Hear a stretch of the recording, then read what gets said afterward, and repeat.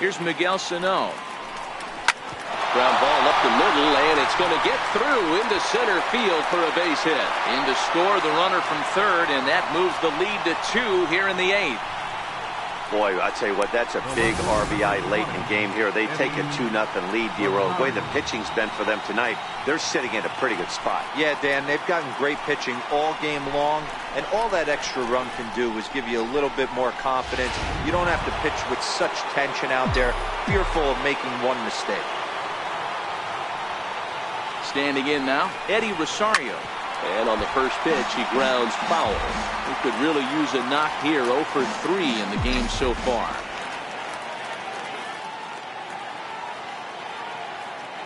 The 0-1 delivery. A fastball down near the shoe tops.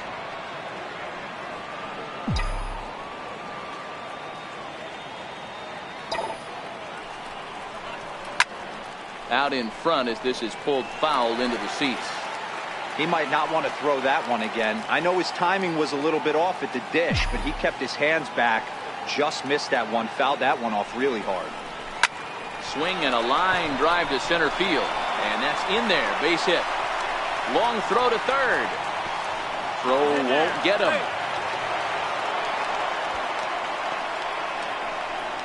Now batting, right fielder, Max Kepler. Max Kepler the next to grab a bat. He was a double play victim last time around.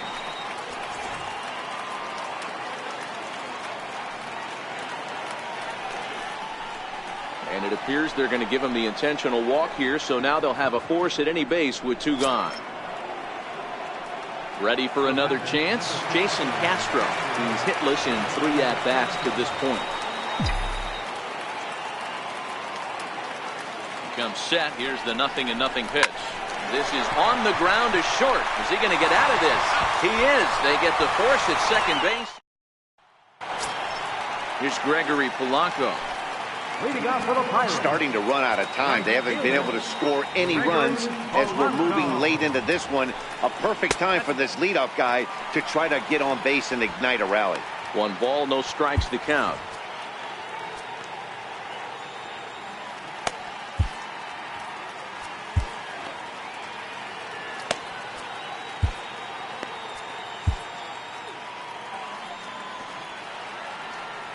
Now the 1-0 is looked at for the first strike. Tying run stands on deck, but it'll only matter if the guy in the box can get on base. Yeah, and that has to be his mentality at the plate right now, Matt. He can't be the hero, so he needs to do what he can to give the guy behind him a chance to be the guy. The 1-2. Popped him up. Castro waits on it. 1 down. Third baseman, number 23. Here's David Freese to stand in. 1 for 2. He grounded out first time up and followed that with a base hit. Ready with the first pitch. Here it comes. Takes a fastball on the inside corner. Watching him on the mound, I'm really impressed with what he's doing right now. He's been really aggressive and confident over the last couple of innings. Takes this the other way to right, and Freese will reach safely. It's a base hit. Well, that's a nice base hit right there. Way to break up the rhythm. That was almost 8 in a row. This guy was starting to get his bearings about him on the mound. Had to break it up. Digging in, Francisco Cervelli. And Dan, what's the plan of attack here for the guy on the mound? Well, I think they have to go right after him. He's pretty unlikely to take you deep, but if you allow him to get on base, the chances of him scoring and tying this game become a lot greater. Down the third baseline. And there's out number 2.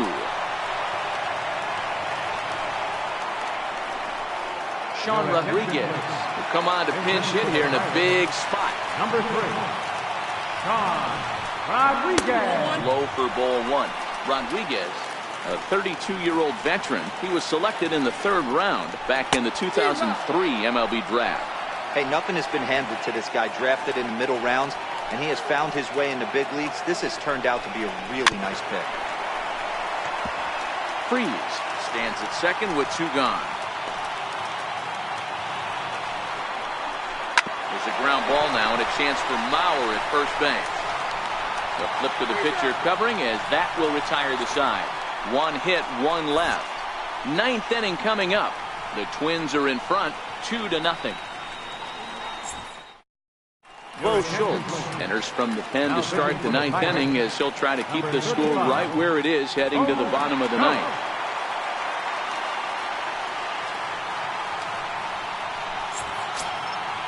Striding into the box, Jake Odorizzi. He was a ground-out victim last time up. Ready to deliver. Here's the first pitch. 9th inning underway now as the first pitch is taken for a called strike.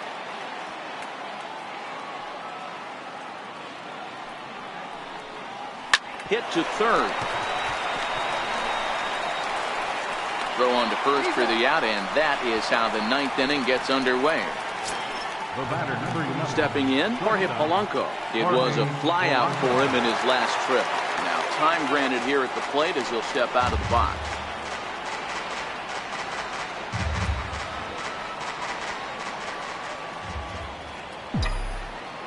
First offering on its way. Nope. And that one stayed too low apparently. No strike.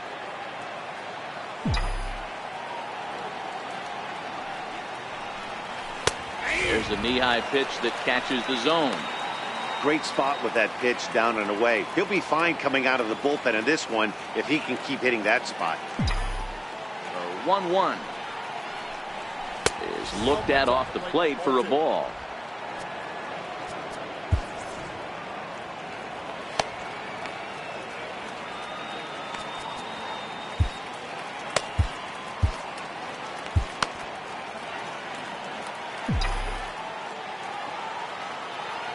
Now the 2-1 pitch.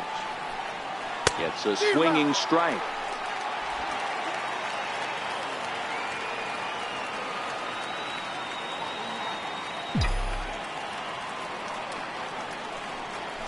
Hit fairly well out towards straightaway center. Marte is under it, and that's the second out of the inning.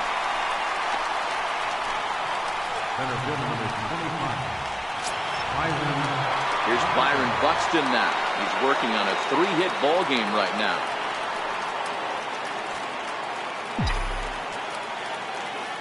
Here comes the first pitch. Here's a swing and a high pop-up. Harrison will put this one away, and the side is retired. Down go the Twins in order, but they're on top 2-0.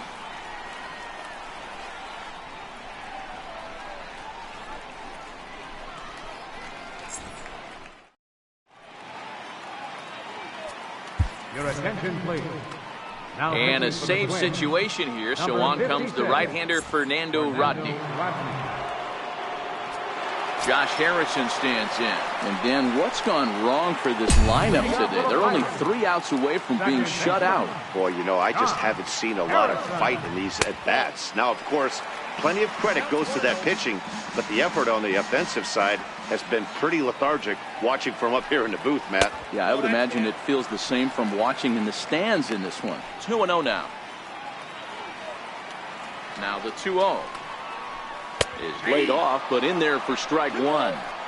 Somebody needs to go rattle the cage right here. Take the bats and start throwing them all over the dugout to get these boys going. If this continues, I guarantee you see a different lineup tomorrow. Harrison in front, 3 balls and a strike. The 3-1 is strike 2 swinging. Hey, there was great arm action on that 3-1 changeup right here. He's got this guy thinking. That's the beauty right now. We go to a full count. Do you sit changeup or do you stay with the heater? On to first, and Rodney has himself a leadoff ground out to start the 9th. Twins are into their bullpen now as there are the final numbers for their starter. It was a really nice day on the mound for him. Digging in once again, Adam Frazier hit the ball pretty well in his last at-bat, but it resulted in a line out. And he lays off a pitch here that he probably shouldn't have. 0-1. Oh, he thanks his lucky stars right there getting away with that hanger. I cannot believe he didn't pull the trigger on that pitch. On to first, and now the Pirates are down to their final out. Now batting, center fielder. Ready once again, Starling Marte. He comes to the plate as the last chance for his side. 2 out here in the 9th.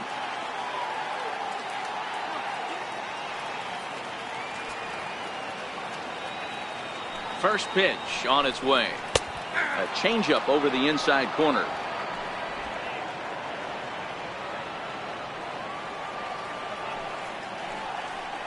And that's taken for strike 2, as now they're down to their final strike here this afternoon.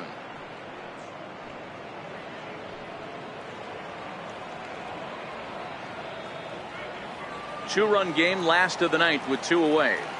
Pittsburgh down to their last strike. Not a bad pitch there with 2 strikes, but it misses 1 and 2. Well, you don't want to get caught looking for the final out. That's a tough pitch to lay off. Impressive that he did. Swing and a miss. He struck him out, and that'll do it here as the ball game is over. Well, in a quick series like this, you take the first one, you're guaranteed at least a split. They'll take that every single time. A 2-0 finish today. The Minnesota Twins rode an important 6th inning to victory in this one. Jake Odorizzi earns his first win of the season. Fernando Rodney hammers down the save, his first of the year. So that'll just about do it. For Mark DeRosa, Dan Plesac, and our entire crew, I'm Matt Vasgersian. This has been a presentation of MLB The Show. For more, don't forget to check out theshownation.com.